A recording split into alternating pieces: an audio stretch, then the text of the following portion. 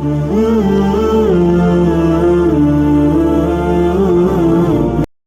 علیکم ورحمۃ اللہ وبرکاتہ۔ ان الحمد للہ نحمده ونستعینه ونستغفره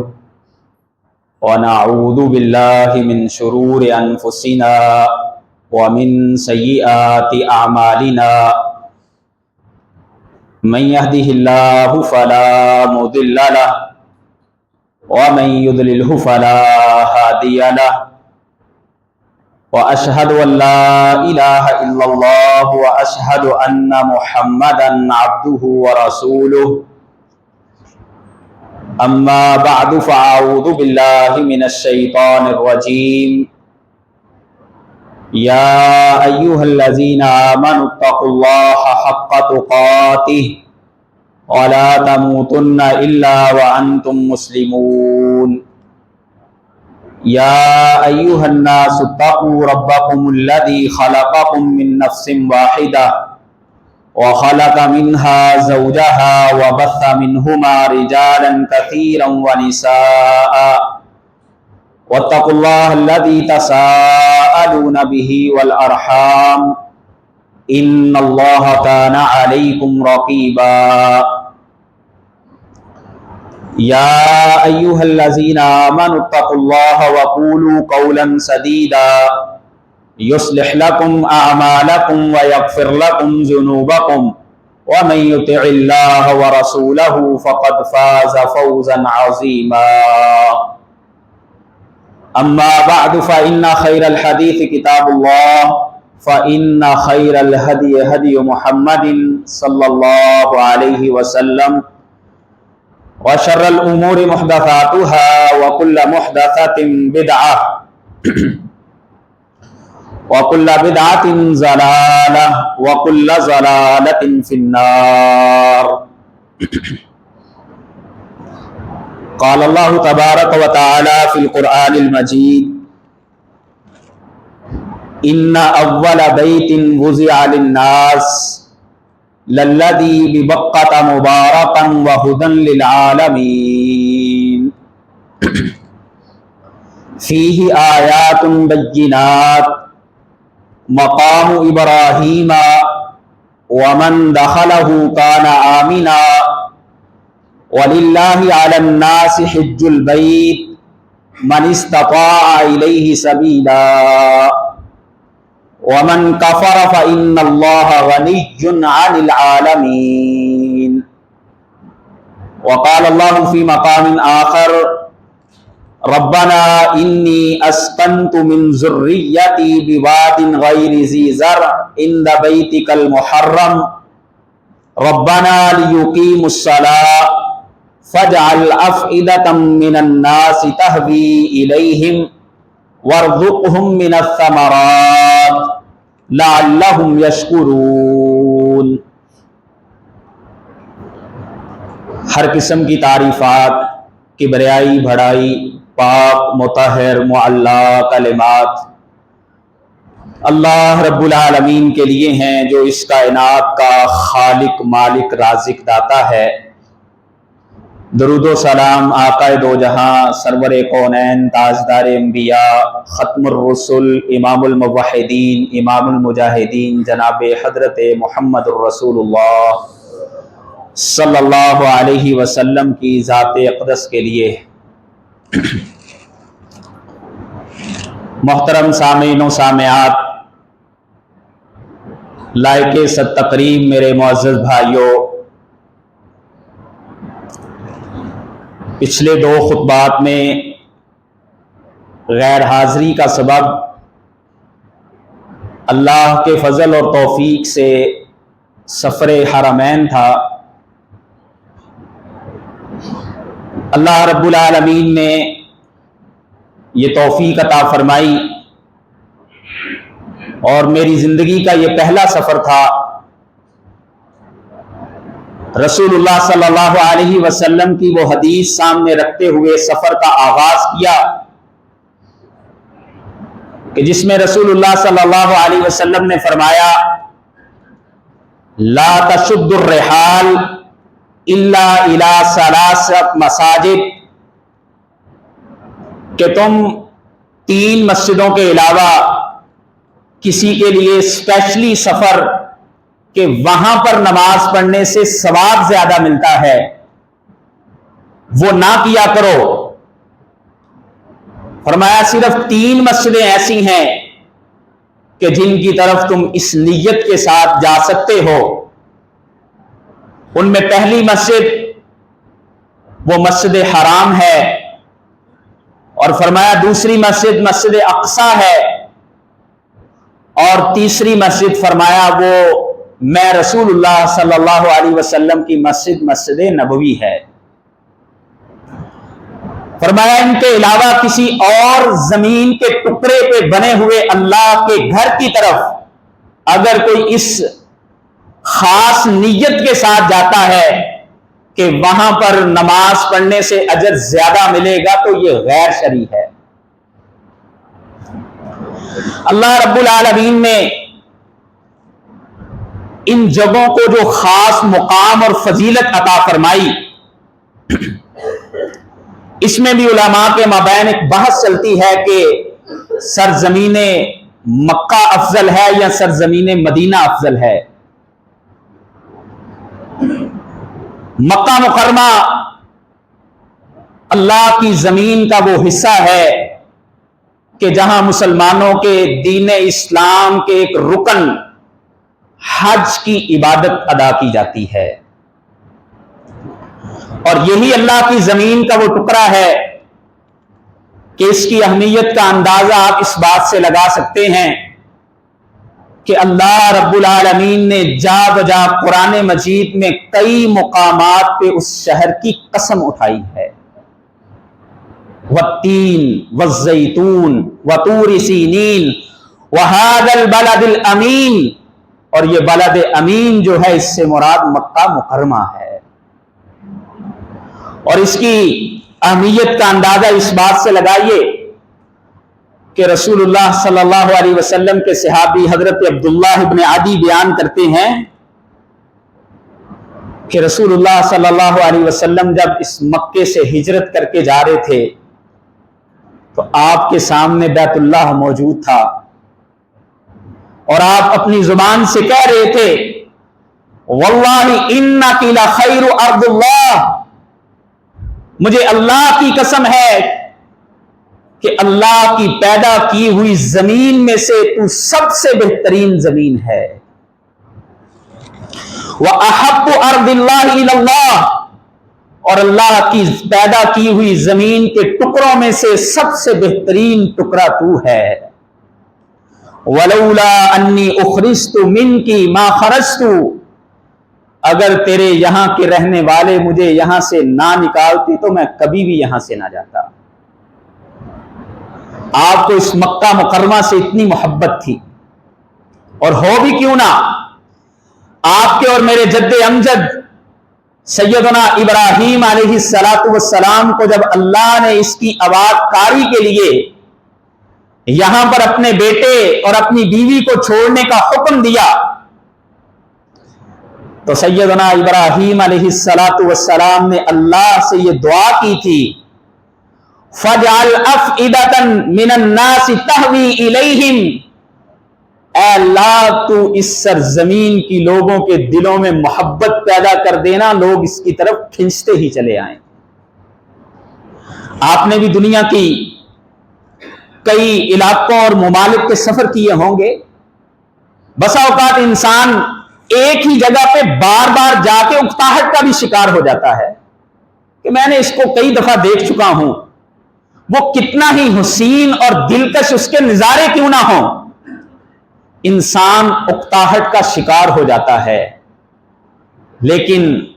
اللہ نے اس سرزمین کے اندر وہ کشش رکھی ہے کہ جو اس گھر میں جتنی دفعہ جاتا ہے اس کا شوق اتنا ہی بڑھتا چلا جاتا ہے، کیونکہ وہاں پہ اللہ کا گھر موجود ہے۔ اللہ رب العالمین قرآن مجید میں فرماتے ہیں ان اول بیت وضع للناس، سب سے پہلے اللہ کی سرزمین پہ جو لوگوں کے لیے اللہ کا گھر بنایا گیا، للذی ببکہ مبارکہ، وہ تھا جو بکہ مکہ کے اندر بڑا ہی برکتوں والا گھر ہے۔ یہ اللہ کی زمین پر لوگوں کے لیے سب سے پہلے بنایا گیا۔ وَہُدًى لِّلْعَالَمِينَ، اور اللہ فرماتے ہیں یہ انسانیت کی ہدایت کے لیے یہ گھر بنایا گیا۔ اور اللہ قرآن مجید میں فرماتے ہیں فَلْيَعْبُدُوا رَبَّ هَذَا الْبَيْتِ، تم اللہ کے اس گھر کی عبادت کرنے والے بن جاؤ۔ دنیا کے کسی بھی ٹکڑے پہ بسنے والے مسلمان جب اللہ کے سامنے آ کر کے کھڑے ہوتے ہیں، اپنے ہاتھوں کو باندھ کر کے قیام کی کیفیت اختیار کرتے ہیں، تو سب سے پہلے اپنے چہرے کو اس گھر کی طرف متوجہ کرتے ہیں۔ اور اللہ رب العالمین فرماتے ہیں وَلْيَطَّوَّفُوا بِالْبَيْتِ الْعَتِيقِ، اور تم اس اللہ کے پرانے گھر کا طواف بار بار کیا کرو۔ رسول اللہ صلی اللہ علیہ وسلم نے فرمایا جو انسان بار بار اس اللہ کے گھر کا طواف کرتا ہے، جو عمرے کے لیے آتا ہے، اللہ ایک عمرے سے دوسرے عمرے کے درمیان اس کے گناہوں کو مٹا کر کے رکھ دیتے ہیں۔ اور آپ نے فرمایا جو انسان اللہ کے اس گھر کی زیارت کے لیے عمرے کے لیے جاتا ہے، اللہ اس کے رزق کو کشادہ کر دیتے ہیں۔ ابراہیم علیہ السلام کی وہ دعا جو ابراہیم علیہ السلام نے اپنے بیٹے کو وہاں پہ چھوڑتے ہوئے کی تھی، ظاہری طور پہ وہاں پہ کچھ نظر نہیں آ رہا تھا۔ حدود حرم سے انسان باہر کی سائڈ پہ نکلے تو ایسے سنگلاخ پہاڑ ہیں سیاہ رنگ کے کہ جن کے اوپر سرسبزے کا تصور بھی نہیں کیا جا سکتا۔ اللہ قرآن میں فرماتے ہیں بِوَادٍ غَيْرِ ذِي زَرْعٍ، ایسی وادی جہاں پہ کاشتکاری فصلوں کا ہونا بالکل ناپید تھا۔ ابراہیم علیہ السلام نے دعا کی وَارْزُقْ أَهْلَهُ مِنَ الثَّمَرَاتِ، اے اللہ یہاں کے رہنے والوں کو تو طرح طرح کے پھلوں سے رزق عطا فرمانا۔ آج دنیا کی ہر نعمت وہاں پر انسان کو میسر ہے۔ اور یہ اللہ کا وہ گھر جس کے لیے رسول اللہ صلی اللہ علیہ وسلم نے فرمایا کہ جس انسان نے حج مبرور کر لیا، ومن حج البیت، جس نے اللہ کے گھر کا حج کیا، ولم یرفث ولم یفسق، جس نے اس حج کے درمیان کسی کو کوئی تکلیف نہ دی، کوئی فسق و فجور والا عمل نہ کیا، رسول اللہ صلی اللہ علیہ وسلم فرماتے ہیں اس آدمی کا ماں سوائے جنت کے اور کوئی بدلہ ہے ہی نہیں۔ اللہ رب العالمین نے اس گھر کو یہ عظمتیں عطا فرمائی ہیں، اور یہی وہ گھر ہے جس میں وہ حجر اسود بھی نصب ہے۔ رسول اللہ صلی اللہ علیہ وسلم کی مسند احمد کے اندر حدیث ہے، آپ نے فرمایا یہ حجر اسود جب اللہ نے جنت سے اس کو نازل کیا تھا، یہ دودھ سے زیادہ سفید تھا، لیکن بنی آدم کی خطاؤں نے اس کو سیاہ کر دیا ہے۔ اور رسول اللہ صلی اللہ علیہ وسلم نے فرمایا قیامت کا دن جب ہوگا اللہ اس حجر اسود کو اٹھا لیں گے، اس پتھر کو اپنے پاس لے جائیں گے، اور اللہ اس پتھر کو 2 آنکھیں اور 1 زبان عطا کریں گے، اور یہ قیامت کے دن ہر اس انسان کے حق میں گواہی دے گا جس نے حق طریقے سے اس کا استلام کیا ہوگا۔ فرمایا اللہ اس کو یہ قوت عطا فرمائیں گے، یہ قیامت کے دن ان کے حق میں گواہی دے گا، اور یہی وہ بیت اللہ ہے جس میں وہ ملتزم کا حصہ بھی ہے، جس کے ساتھ میرے اور آپ کے پیغمبر چمٹ چمٹ کے اللہ سے دعائیں کیا کرتے تھے۔ وہ ملتزم کا حصہ جس کے ساتھ اللہ کے نبی اپنے چہرہ مبارک کو لگا کر کے،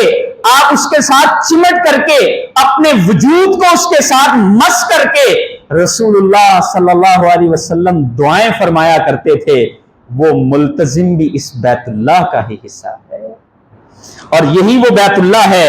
جس کو اللہ رب العالمین نے یہ شرف بھی عطا کیا کہ آپ کے اور میرے جد امجد سیدنا ابراہیم علیہ السلام نے جب اس کی تعمیر کی تھی تو جن پتھروں کے اوپر آپ کھڑے ہوئے تھے آپ کے پاؤں کے نقش مبارک جس میں تھے وہ مقام ابراہیم، جس کے متعلق اللہ قرآن میں فرماتے ہیں وَاتَّخِذُوا مِن مَقَامِ إِبْرَاهِيمَ مُصَلًّى،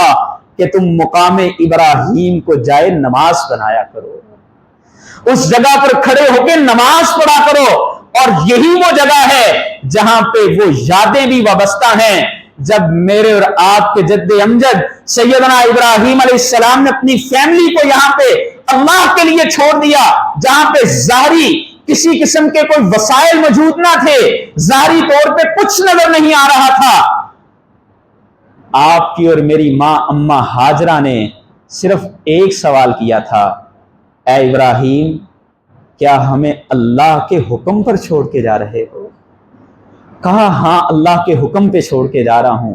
تو اماں ہاجرہ فرمانے لگی اگر تم ہمیں اللہ کے حکم پہ چھوڑ کے جا رہے ہو تو وہ اللہ ہمیں کبھی ضائع نہیں کرنے والا۔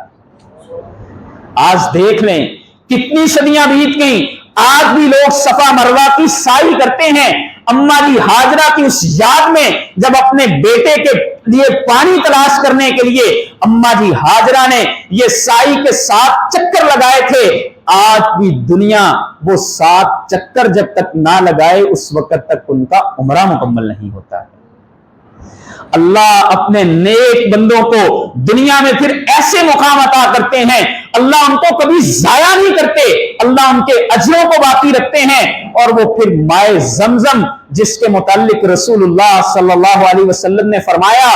کہ یہ بھوکے کے لیے کھانا بھی ہے اور بیماروں کے لیے شفا بھی ہے۔ اور رسول اللہ صلی اللہ علیہ وسلم نے اس مسجد کے اندر نماز پڑھنے کی جو فضیلت اور اجر بیان فرمایا، آپ نے فرمایا صلاۃ فی المسجد الحرام، جو آدمی مسجد حرام کے اندر ایک نماز پڑھتا ہے، فرمایا ایک نماز پڑھنا افضل من 100,000 صلاۃ فیما سواہ،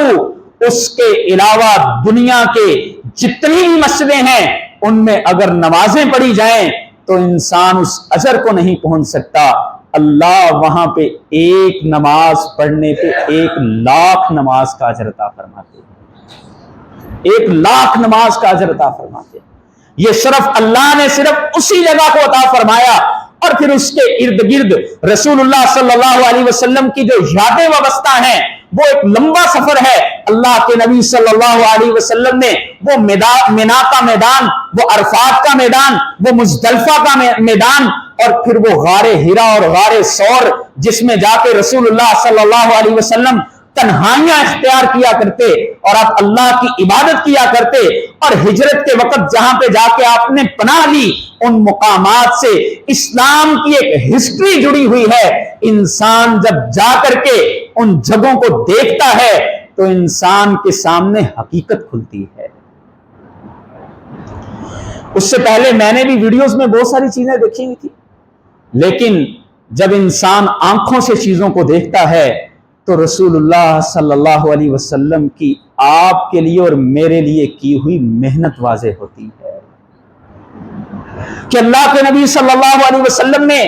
اس دور میں جب اتنے وسائل بھی نہ تھے، آج تو تیز ترین سواریاں موجود ہیں، اس دور میں جب گرمی بھی اتنی شدت کی ہوتی تھی، آج تو ہم ایئر کنڈیشن گاڑیوں کے اندر بیٹھ کر کے سفر بھی کر لیتے ہیں۔ اللہ کے نبی صلی اللہ علیہ وسلم اس دور میں اونٹوں پہ بیٹھ کر کے سفر کیا کرتے تھے۔ اللہ کے نبی صلی اللہ علیہ وسلم کے وہ کوہ صفا سے شروع ہونے والا سفر جو اللہ کے نبی نے کوہ صفا پہ کھڑے ہو کے شروع کیا، قولوا لا الہ الا اللہ سے،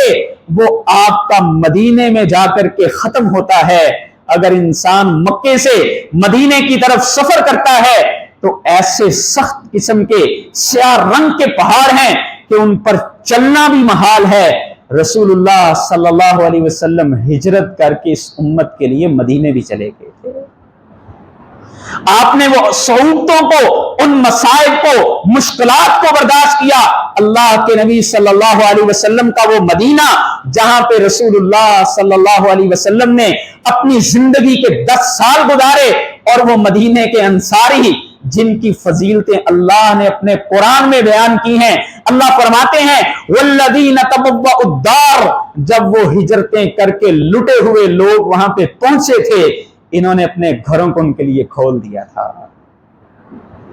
انہوں نے اپنے گھروں کو ان کے لیے کھول دیا۔ فرمایا یحبون من ہاجر الیہم، جو ہجرتیں کر کے ان کی طرف آ رہے تھے، یہ اپنے دلوں میں تنگیوں کو محسوس نہیں کر رہے تھے،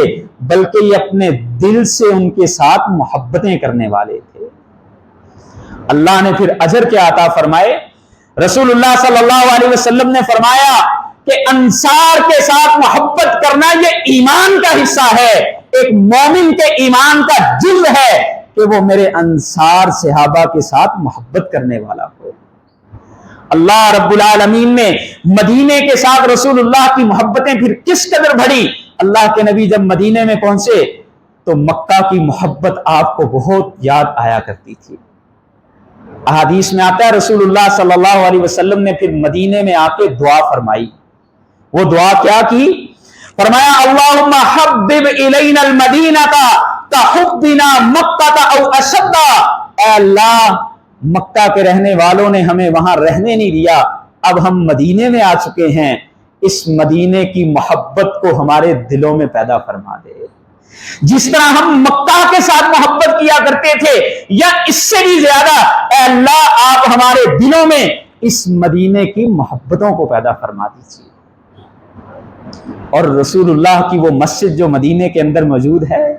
صلی اللہ علیہ وسلم، اللہ کے نبی صلی اللہ علیہ وسلم نے فرمایا میری اس مسجد کے اندر نماز پڑھنے والے کو 1000 نماز کا اجر ملتا ہے۔ بعض روایات میں 50,000 کا تذکرہ ہے، لیکن وہ صحت کو نہیں پہنچتی۔ جو صحیح روایات ہیں ان میں رسول اللہ صلی اللہ علیہ وسلم نے وہاں پہ نماز پڑھنے کے اجر کو 1000 نماز کے برابر بیان فرمایا، اور اللہ کی زمین پہ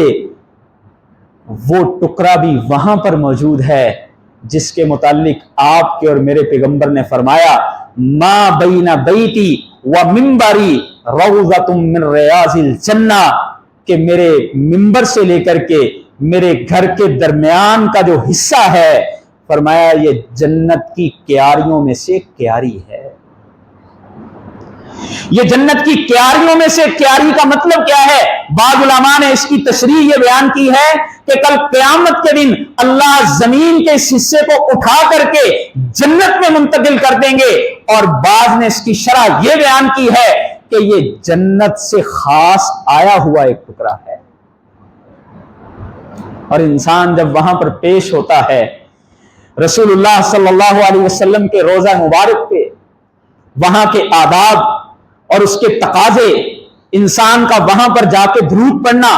ہم یہاں پہ بھی اپنی زندگی میں درود پڑھتے ہیں، فیلنگز کچھ اور ہوتی ہیں، لیکن جب انسان بنفس نفیس وہاں پر کھڑا ہوتا ہے اس کی کیفیات انسان بیان نہیں کر سکتا ہے۔ اور سلف صالحین کو اگر دیکھا جائے تو صحابہ اکرام تو آداب کے تقاضوں کو ملحوظ خاطر رکھتے ہوئے صرف وہاں پر کھڑے ہو کے السلام علیکہ ایھا النبی کہہ کر کے جلدی سے گزر جایا کرتے تھے کہ کہیں ہم سے کوئی ایسا فعل سرزد نہ ہو جائے جو اللہ کے رسول کی توہین ہو جائے، اللہ کے رسول کی گستاخی نہ ہو جائے۔ صحابہ اتنا احتیاط کیا کرتے، اور اللہ کی زمین کا وہ حصہ بھی وہاں پر موجود ہے جس کو اللہ نے یہ شرف عطا کیا ہے، اور یہ مدینہ وہ ہے جس کے متعلق رسول اللہ صلی اللہ علیہ وسلم نے فرمایا ان الایمان لا یعذر الی المدینہ کما تعذر الحیۃ الی حجرها، مدینہ اللہ کی زمین کے ٹکڑوں میں سے وہ ٹکڑا ہوگا یہاں پر ایمان سمٹ کر کے ایسے اکٹھا ہو جائے گا جیسے سانپ اپنی بل میں گھس کر کے جمع ہو جاتا ہے۔ فرمایا آخر وقت میں خالص ایمان والے لوگ، پکے ایمان والے لوگ جو ہوں گے وہ مدینے میں رہ جائیں گے، باقی لوگ جو ہوں گے وہ خالص ایمان والے نہیں ہوں گے۔ اسی لیے رسول اللہ صلی اللہ علیہ وسلم نے فرمایا کہ جو حدود حرم، حرمین کی حدود ہیں، وہ چاہے مکے کی حدود ہوں یا مدینے کی حدود ہوں، آپ نے فرمایا دجال پوری زمین کے اوپر گھومے گا، جب دجال اس زمین پہ آئے گا اللہ کی طرف سے مکے اور مدینے کی حدود حرم میں وہ داخل نہیں ہو سکے گا۔ فرمایا مدینے کے 12 دروازے ہوں گے، ہر دروازے پر پہرے کے لیے اللہ کے 2 فرشتے کھڑے ہوں گے، اس دجال کو یہ ہمت نہیں ہوگی کہ وہ مدینے کے اندر داخل ہو سکے۔ اور اسی مدینہ منورہ کے اندر وہ مسجد بھی ہے، قباء مسجد، جس میں رسول اللہ صلی اللہ علیہ وسلم نے فرمایا کہ انسان اگر اپنے گھر سے وضو کر کے وہاں پر جا کے 2 رکعت نماز پڑھتا ہے، اللہ اس انسان کو عمرہ کرنے کے برابر اجر عطا فرماتے ہیں۔ اور انسان جب اس زمین کو دیکھتا ہے، وہ پتھریلی زمین اور وہ خندق کی جگہ جہاں پہ رسول اللہ صلی اللہ علیہ وسلم نے اپنے صحابہ کے ساتھ خندق کھودی، اس پتھریلی زمین پہ خندق کھودنا اور اس مدینے کی گرمی میں، تو انسان کو عیاں ہوتا ہے کہ رسول اللہ صلی اللہ علیہ وسلم اور آپ کے صحابہ نے اس امت کے لیے کتنے درد اور تکلیفیں برداشت کی۔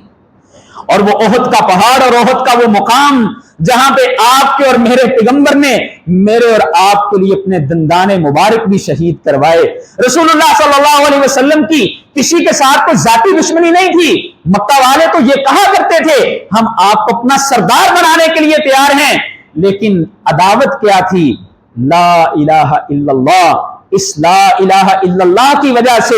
رسول اللہ صلی اللہ علیہ وسلم کو اپنے دندان مبارک بھی شہید کروانے پڑے تو آپ نے کروائے۔ آپ کی زرہ کے اوپر سے، آپ کی زرہ سے چوٹ بھی آئی آپ کو، یہ سب کچھ اللہ کے نبی نے کس لیے برداشت کیا؟ اس امت تک اس دین کو، اللہ کے پیغام کو پہنچانے کے لیے برداشت کیا۔ آج میں اور آپ دیکھیں کہ ہم کس مقام پر کھڑے ہیں۔ ہمارا آپ کے اوپر ایمان لانے کا دعویٰ تو موجود ہے، ہم محبتیں کرنے کے دعوے تو کرتے ہیں، کیا میری زندگی میں رسول اللہ صلی اللہ علیہ وسلم میرے لیے منٹور ہیں کہ نہیں ہے؟ کیا میری زندگی میں جب مجھے کوئی فیصلے کرنے ہوتے ہیں میں رسول اللہ کی سیرت کو دیکھتا ہوں کہ نہیں دیکھتا ہوں؟ کیا میں اپنے لیے صحابہ کی زندگیوں کو دیکھتا ہوں کہ نہیں دیکھتا ہوں؟ یہ میرے اور آپ کے لیے لمحہ فکریہ ہے۔